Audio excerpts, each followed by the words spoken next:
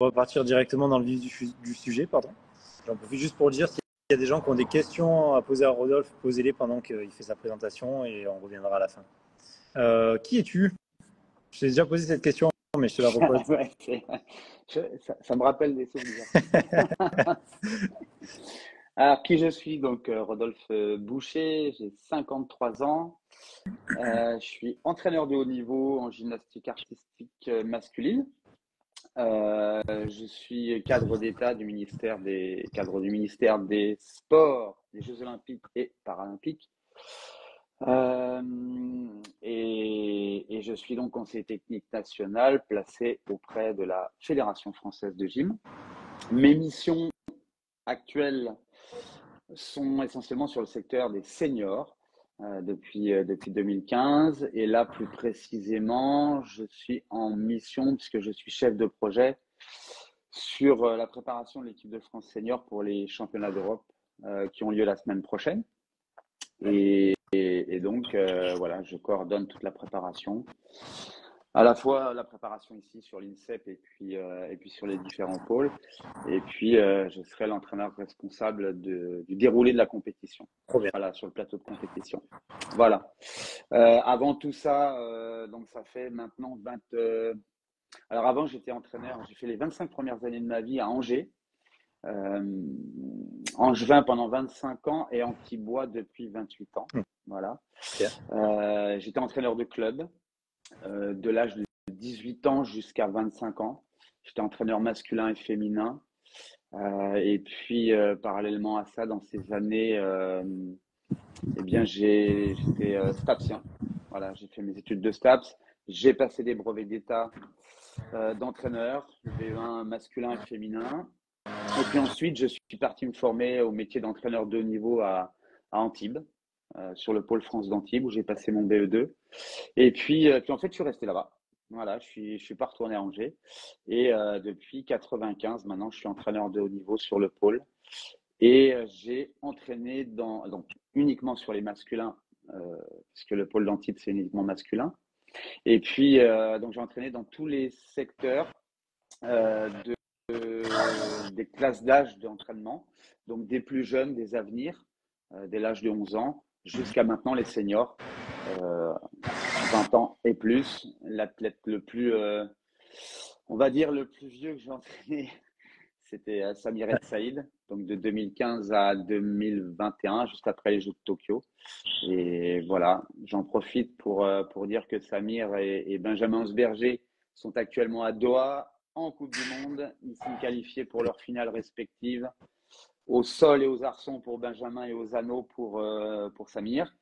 Et que voilà, ils sont devant la porte de qualification des Jeux maintenant. C'est génial. Voilà, elle est à une longueur de bras et donc vendredi, ils vont essayer d'ouvrir cette porte de qualification tous les deux pour les anneaux et pour le sol pour Benjamin et les anneaux pour Samir. Voilà.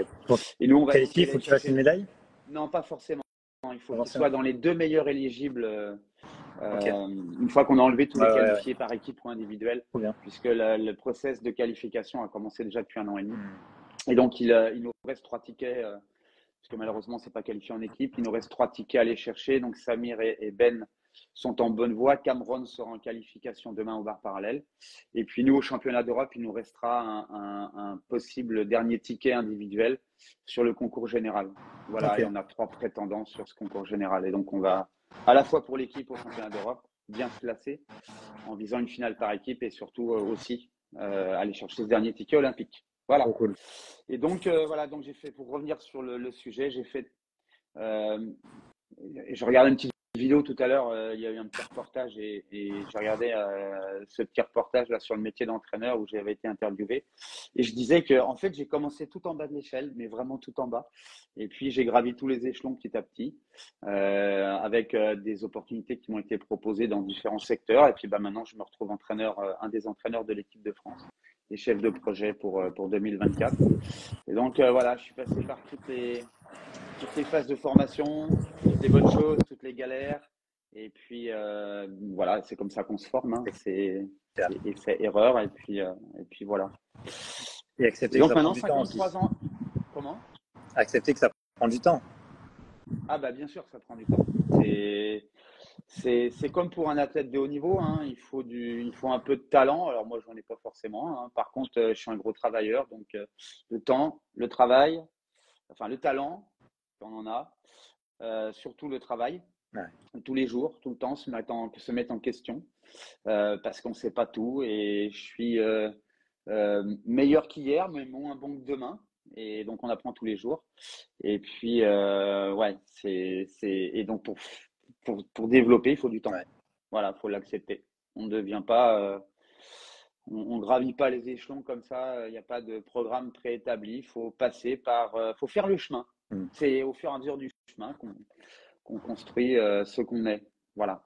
Très bien. Donc, je t'ai sollicité pour participer à une formation. Le parcours que tu as, je pense que tu as énormément d'expérience à partager avec les entraîneurs. J'en ai pas mal.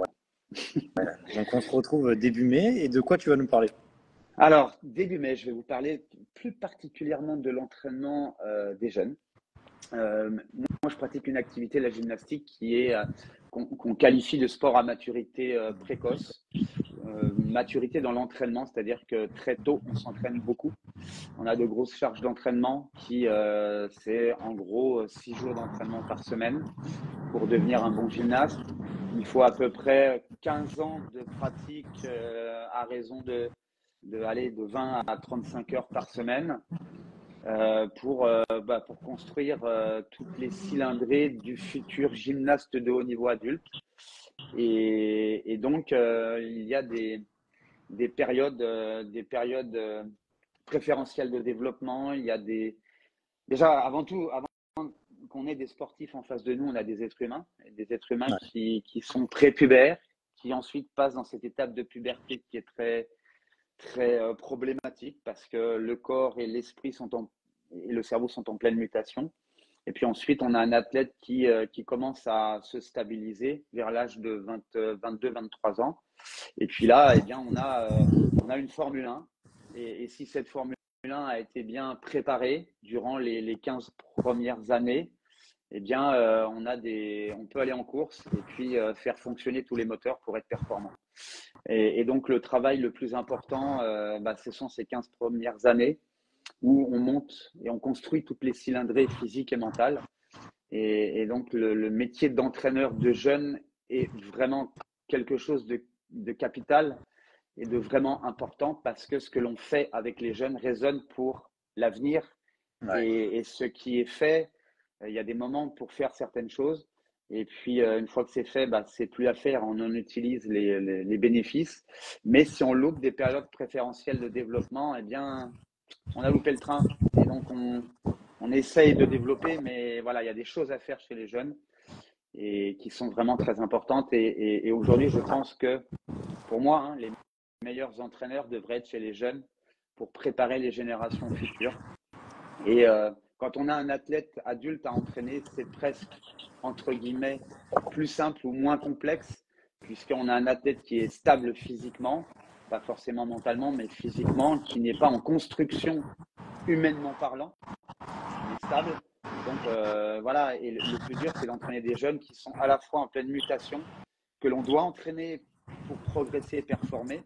Et entraîner, c'est fatiguer, donc on doit les fatiguer pour qu'ils progressent. Mais en même temps, leur propre mutation les pré-fatigue aussi. Donc c'est toute une combinaison. Et il faut développer un entraînement, on va dire, qui est contextualisé et systémique. Voilà, parce que il ne faut pas faire de bêtises.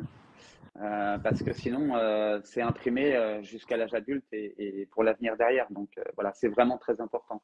Et donc, moi, j'ai eu la chance d'entraîner d'entraîner des athlètes, d'entraîner dans des catégories fixes, c'est-à-dire des jeunes, des ados, enfin des prépubères, des pubères et des post-pubères.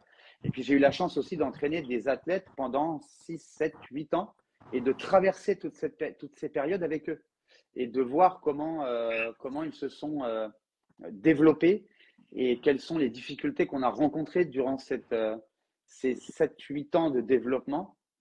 Quand vous prenez un gamin à 11 ans et puis que vous l'entraînez jusqu'à l'âge de 20 ans, là, vous passez par tout un tas de périodes et pour autant, il faut continuer à développer, il faut continuer à avancer, mais avec ce qu'ils sont et leurs difficultés du moment. Et donc, c'est passionnant, c'est très compliqué Et il faut être bien formé pour ça. Donc, c'est pour ça que le 4 et 5 mai, je vais essayer d'apporter mon expérience sur le développement prioritairement physique, hein, même si on peut difficilement dissocier le physique du mental, parce que les deux vont de pair. Hein. On a des athlètes qui sont systémiques, on ne peut pas éteindre le cerveau pour faire fonctionner un muscle, hein. Tout travaille en même temps. Et des fois, il y a des conflits entre la tête et les muscles, surtout dans la période de poussée hormonale et puis dans le pic de croissance. Et donc, voilà, c'est important de savoir ce qu'il est bon de faire. Et j'ai l'habitude de dire que, enfin, moi, j'ai une conception de l'entraîneur. Je parle d'entraîneur cigale et d'entraîneur fourmi, pour reprendre un peu la fable de La Fontaine. Et il faut être à la fois entraîneur cigale pour donner à l'athlète les capacités dans la classe d'âge où il est d'être performant, parce qu'il a besoin de récupérer aussi le fruit de son travail. Ça alimente sa motivation pour continuer. Donc, il faut être à la fois un bon entraîneur cigale qui fait que dans sa classe d'âge, l'athlète est performant, mais il faut être aussi un entraîneur fourmi qui prépare le N+10 ans. Et donc, ce qu'il prépare maintenant, ça ne se verra pas au moment où il est avec l'athlète, mais ça se verra dans l'avenir, peut-être 7, 8, 9, 10 ans après, où on va récupérer les bénéfices de cet entraînement. Donc, il faut être à la fois entraîneur cigale et fourmi, et les deux ne sont pas toujours faciles à concilier, surtout pour l'athlète, quand on lui demande de faire des choses, de développer des qualités, que ce soit physiques ou mentales, dont il ne récupère pas tout de suite maintenant les bénéfices. Et donc, aujourd'hui, la génération des jeunes sportifs de haut niveau, c'est l'instantanéité. Ce qui veut dire que ce qu'on leur fait faire, puisque entraîner, je le disais, c'est fatigué, donc on les fatigue, hein, on pousse tous les jours un petit peu, on les sort de leur zone de confort, on les met en situation d'instabilité ou de difficulté ou de complexité, et ils aimeraient bien récupérer tout de suite les bénéfices pour se sentir progresser, mais très souvent, on prépare maintenant quelque chose qui va résonner, qui va être exploitable des années après. Mais si on ne le fait pas maintenant, ça ne sera pas exploitable dans l'avenir.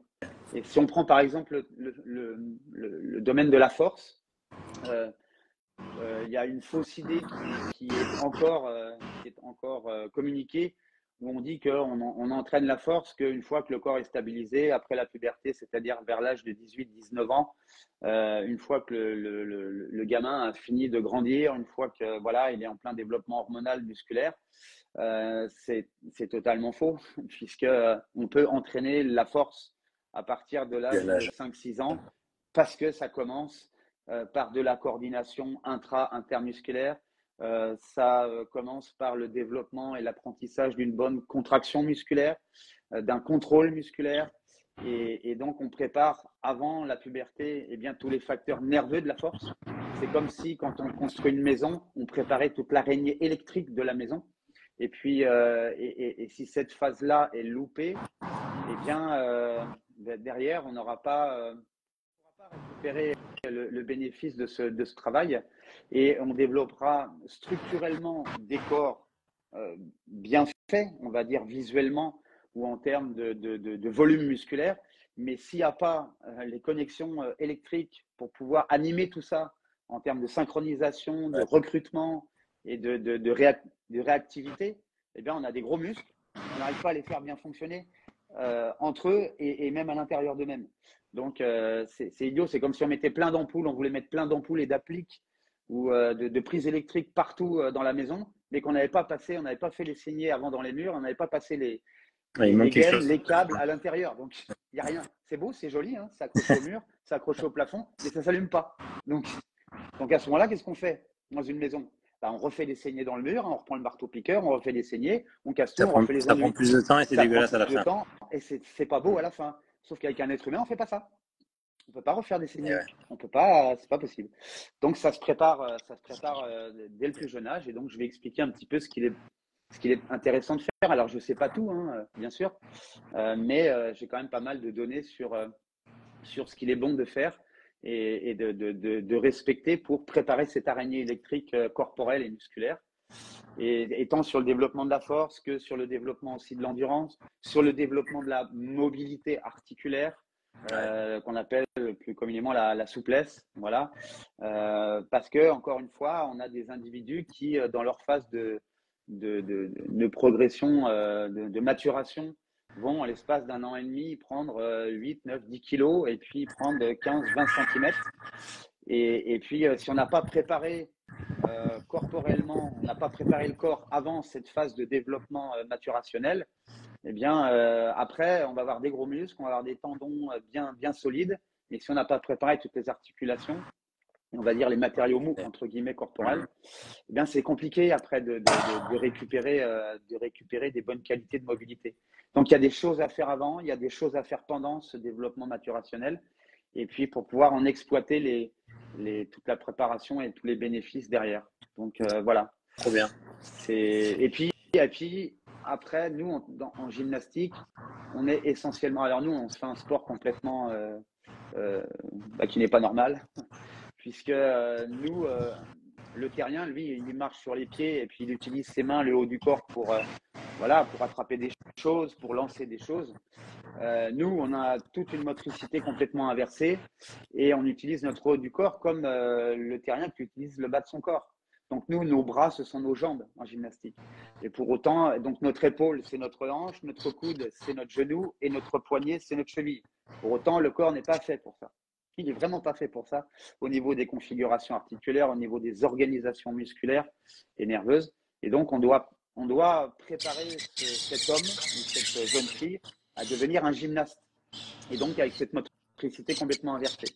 Et donc là, c'est véritablement 10 ans de travail avec des articulations et des leviers osseux qui ne sont pas faits pour ça. Donc, c'est petit à petit qu'on habitue le corps à devenir un corps d'humain, à devenir un corps de gymnaste. Et puis, c'est un sport d'autoprojection, comme dans beaucoup de sports d'ailleurs. On se mouvoie. Alors nous, notre bolide, c'est notre corps et on doit l'envoyer le plus haut possible en l'air. On s'envoie en l'air toute la journée, donc. Et donc, on doit avoir cette coordination entre le haut et le bas du corps parce que mécaniquement, on s'auto-projette et donc on doit s'organiser biomécaniquement pour pouvoir s'auto-projeter et donc de générer des forces par le haut ou le bas du corps qui, par transfert, vont être transmises à l'ensemble du corps pour pouvoir créer une trajectoire et de la rotation. Et ça, c'est dans tous les sports. Il n'y a aucun sport où le corps est immobile. Voilà. Et donc, on doit apprendre à mouvoir son corps et à diriger son corps pour lui faire ce que l'on veut. Et avec une liaison entre le haut et le bas du corps. Il n'y a pas un sport où il n'y a qu'une seule partie corporelle qui fonctionne et l'autre qui ne fait rien. Il y a toujours une assise et un mouvement qui va être créé par le bas ou le haut, qui va être ensuite transmis par le milieu du corps pour pouvoir se servir de l'extrémité du haut ou du bas du corps comme rampe de lancement, une rampe d'action qui va agir sur un ballon, qui va agir sur un javelot, sur une raquette de tennis ou sur un adversaire en judo. Voilà. Il y a toujours une structure mobile et une structure fixe qui doit être gainée.